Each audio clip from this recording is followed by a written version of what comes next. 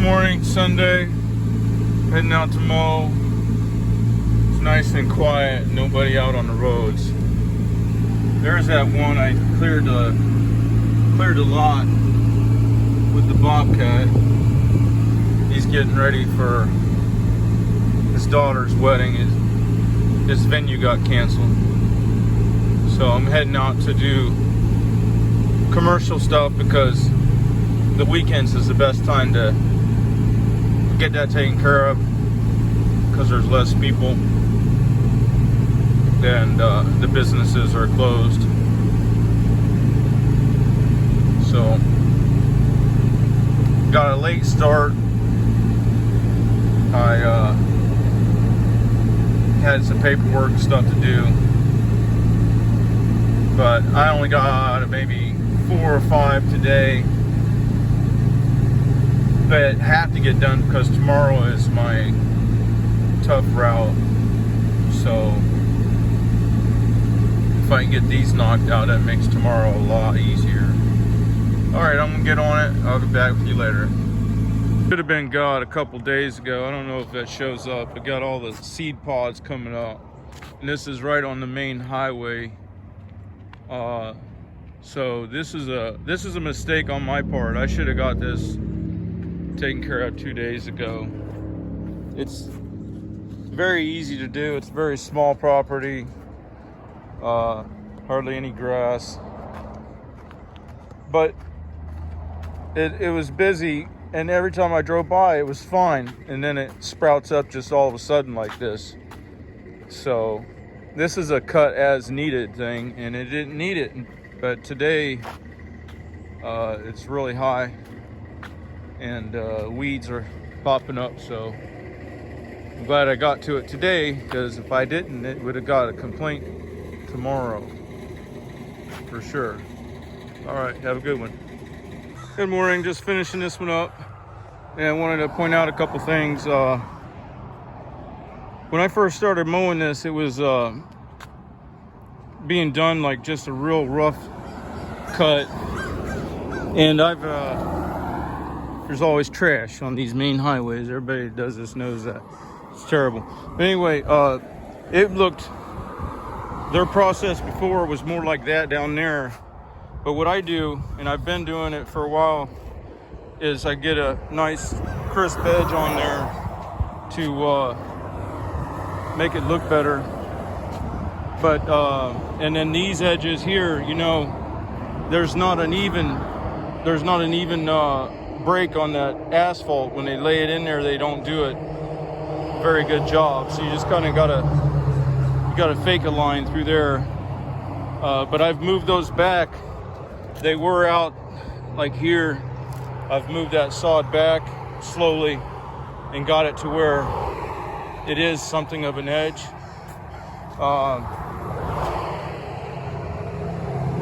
And none of that was done before, and then I hard edge it, and the reason being is when you hard edge, it does several things for the lawn.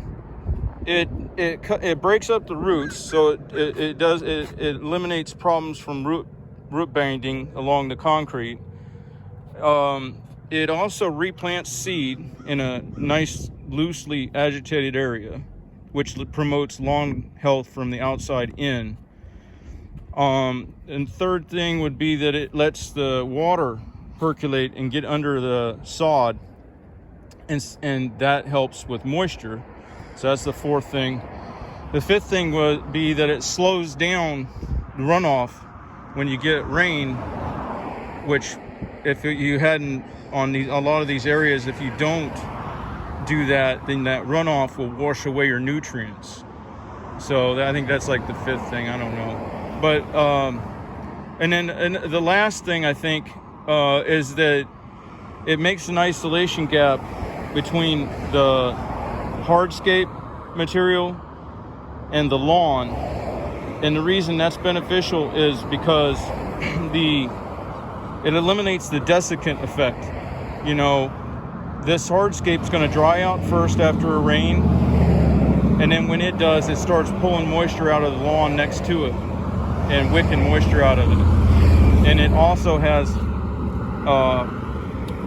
mica and stuff in it, which reflect the sun and cause sunburning. So if you get that isolation, then you can promote better lawn health from the outside edges inward. So people that string edge all the time, they're not getting down into the soil, and they lose the benefits of most of that. I do string edge too, but I once in a while do the hard edging to get the effect of all of that. When you're string edging, unless you're really digging, you're not getting any of the soil agitation. You're not getting any of the root unbinding. You're not making you're creating a hard pack area where you're not going to get moisture under the sod like you want. And if you're really digging, then that string is whipping so fast, that's when you're going to throw a rock through a window. Whereas with the blade edger, you've got the guard and you don't have that problem. So that's my opinion on that. I'm going to go on to the next one. Have a good one.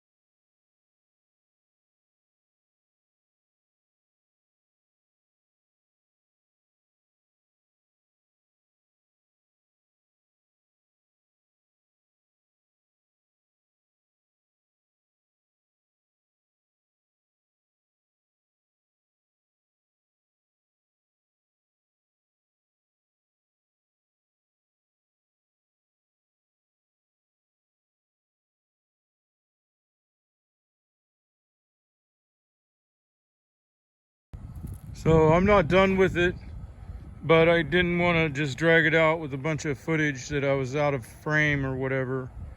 But that's the gist of it, is just to have an old machine that I don't care about, that you know, a mower that means nothing to me, to do this kind of stuff. But what I want to point out is this is basically what you get when you give a moron a chainsaw.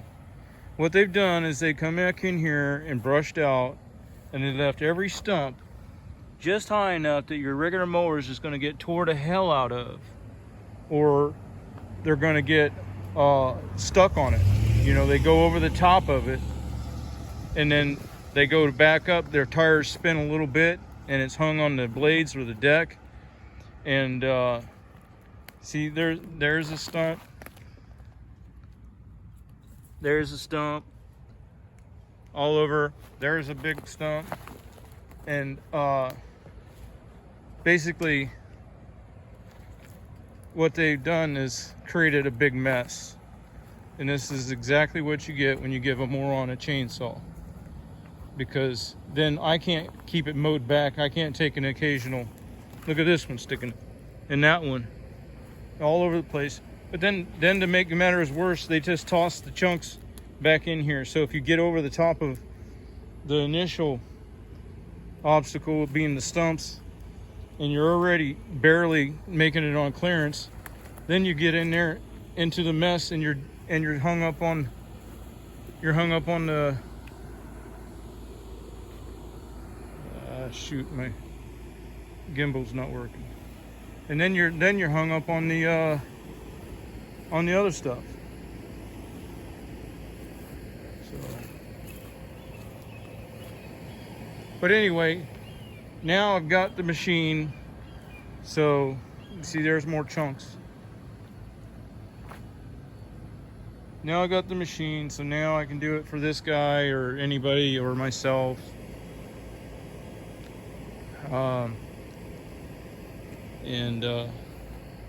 You know, it's not a bush hog, but you ain't going to actually be able to get a bush hog into a lot of these areas like this. And if you walk the side of that deck in on the opening, you can cut off stuff that's 3-4 inches in diameter. So it's not that it can't handle the bigger stuff, but you just got to ease onto it. Where it's different than a bush hog is you don't have the height clearance and stuff. You can't just raise it right up and get it up over stuff. You take a chance of popping up over something and getting hung up, and then you weren't high enough to begin with, but when your tires spin a little bit, now you're even less high, and then you can get the machine literally physically hung up on stuff. So all right, I'm gonna finish this up. I got more to do. I just wanted to end the footage before I put in, you know, too much time on it. All right, we'll see you later. So here it is. I didn't get it before, but knocked it all back. It was tall vines. They were coming and swooping in. It was closing in all this. And see, now when you pull out the driveway, you can see what's coming so much better. So, you know, now I've got that machine for this kind of stuff. And, you know, I can always open the deck up more. I can maybe even cut the whole front edge off completely. I've already cut off an inch, but I do that to all my old standard decks. I start my slice because the old standard decks, they were all 5 inches deep. I don't know if that's showing, I can't see from the sun, but I start my slice right here, and then by the time I get over here, I'm at the top edge of the leading bar. And then I angle my grinder down because there's a box plating in here. And if you go straight in with the cutting disc, you can see where some of the weld gets left. And that makes these old standard decks cut really good, actually. What happened with the way they were originally designed was it lays the grass over too much, and the grass gets caught up with other grasses and it lays down, and then after, or if it's moist, then the surface tension breaks once the moisture dries, and then those blades of grass that got laid down, they pop back up. So with this trimming that I do, as you can see, the blade, the front edge of the blade is actually below the leading edge of the deck, and whereas the back edge, you see how, and that's the way all the modern decks are made. But to make up for this safety, they bring a bunch of extra material out on the front edge that helps with ricocheting rocks and stuff. Because if you're over the other side of this deck, the blade is just, it's right there. Here it's staggered back a little bit on this side, but the blade is right at the front edge. So that's why they put it. That's what made the machine start getting longer and longer, is because they wanted only they wanted only maybe say 4 inches here and 5 or 6 inches here on the trap side. Because remember what I said in another video, as you're traveling forward, this bunches the grass. It traps and bunches the grass as you're moving straight forward. If you're moving it in corners and doing corners, you're not going to get a good cut, not a good even cut, because it bunches the grass and then the blade swings through and cuts it. Just like a guy cutting wheat with the scythe. He grabs and bundles it with his arm, and then he swings the scythe to cut it. And so you bunch it and then cut it. But anyway, worked good for that, so I'm going to go on. We'll see you later.